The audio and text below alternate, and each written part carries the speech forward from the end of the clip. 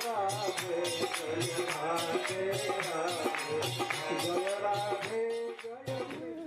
तो इस तरह से इस भगवत गीता के द्वारा कृष्ण की महिमा समझाई गई है, स्वयं भगवान के मुख से वही बोले हैं। तो इसको आत्मविद्या कहा गया, कृष्ण विद्या। अपने विषय में भगवान ने ज्ञान दिया, बिना कृष्ण ज्ञान के अज्ञान या कुमति नहीं जाएगी। तो इस गीता जयंती के अवसर पर व्यक्ति को संकल्प लेना चाहिए कि हम अवश्य गीता पढ़ेंगे, सुनेंगे, क्योंकि भगवान की योजना है। भगवान गीता को बोल करके कहे हैं कि जो इसे पढ़ेगा उसके द्वारा ज्ञान यज्ञ के द्वारा मेरी आराधना होगी, जो इसको सुनेगा वो सुकृतियों के उच्चतर लोकों में जाएगा। इतना तक भगवान बोलते हैं। और यहाँ तक कहते हैं कि मेरे भक्तों में जो इसका प्रवचन करेगा, मद भक्तेषु अभिधास्यति, उससे बढ़ करके न मेरा कोई प्रिय हुआ है न होगा, ऐसा भगवान बोलते हैं। वे चाहते हैं कि गीता का प्रचार हो, वो चाहते हैं कि गीता का प्रचार होना चाहिए, सब लोग पढ़ें। तो ये बहुत खुशी की बात है कि श्रील प्रभुपाद जी अंतर्राष्ट्रीय श्री कृष्ण भावनामृत संघ के संस्थापक आचार्य इस गीता की सबसे सुंदर टीका किए हैं, जिसको कोई भी व्यक्ति समझ जाता है। ये भगवान कृष्ण की कृपा है कि उन्होंने प्रभुपाद जी को भेजा और उनके द्वारा अपने वाणी की व्याख्या कराया। और उसके बाद भी ये बहुत खुशी की बात है कि प्रभुपाद जी की उस गीता का प्रकाशन, उसका प्रिंट और वितरण अंतर्राष्ट्रीय श्री कृष्ण भावनामृत संघ के भक्तों द्वारा सब जगह हो रहा है, सब जगह हो रहा है। यह यज्ञ है वास्तव में। भगवान ने कहा कि अगर कोई इसको पढ़ेगा तो उसके द्वारा ज्ञान यज्ञ के द्वारा मेरी आराधना मानी जाएगी। गीता को पढ़ना एक ज्ञान यज्ञ है, तो पढ़ना चाहिए और जहाँ तक हो सके, जितना हो सके इसका वितरण करना चाहिए। और वितरण कर कर के लोगों को कहना चाहिए इसको पढ़िए पढ़िए पढ़िए, और गीता लेकर के पढ़ना चाहिए। भगवान हमारे हित के लिए प्रवचन किए हैं, जिसको भीष्म पितामह कह रहे हैं कि अर्जुन की कुमति को दूर किए, और अर्जुन के द्वारा सारे जगत की कुमति को दूर करेंगे। भगवान कर रहे हैं। वास्तव में जितने भी बड़े बड़े आचार्य हुए, बड़े बड़े वैष्णव अथवा कोई भी आध्यात्मिक पुरुष, थोड़ी भी सी आध्यात्मिकता जिसमें आई है, वास्तव में गीता पढ़ करके ही आई।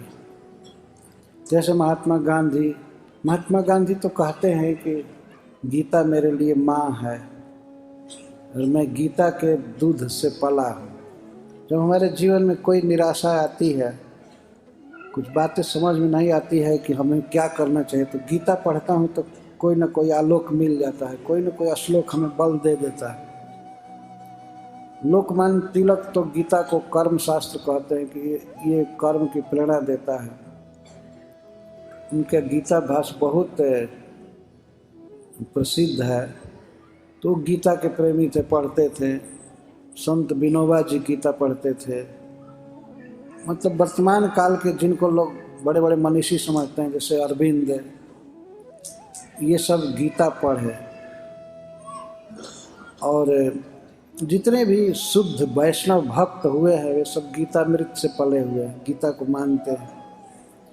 तो हम लोगों का पुनीत धर्म बनता है कि गीता जयंती के अवसर पर ऐसा संकल्प करें कि हम गीता पढ़ेंगे, गीता डिस्ट्रीब्यूट करेंगे और इस तरह से भगवान कृष्ण को लोक में भरेंगे।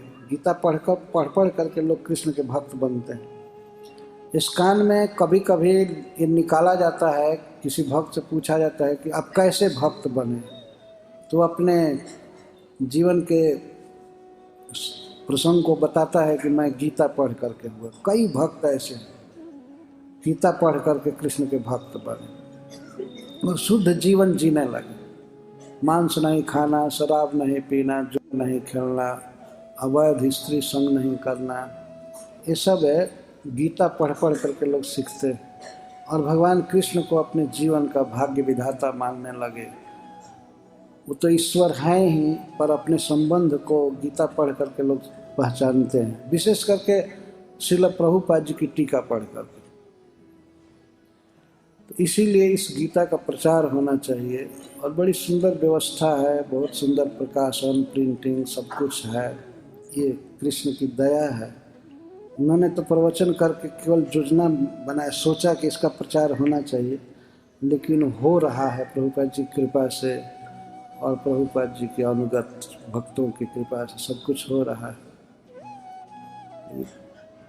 भीष्म पितामह उस गीता के विषय में बोले हैं, इसलिए मैं यहाँ याद किया कि अपने सखा के कुमति का हरण किया गीता का उपदेश करके। यहीं पर इसी भूमि में, इस धर्म भूमि में, कुरुक्षेत्र में इस गीता पर प्रवचन हुआ।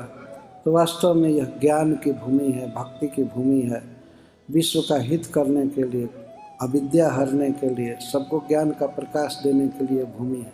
वैसे ही यह धर्म क्षेत्र है और भगवान ने इस क्षेत्र को ऐसा चुना अपने उपदेश के योग्य। यहाँ से सारे जगत में आलोक जाना चाहिए, विद्या जानी चाहिए।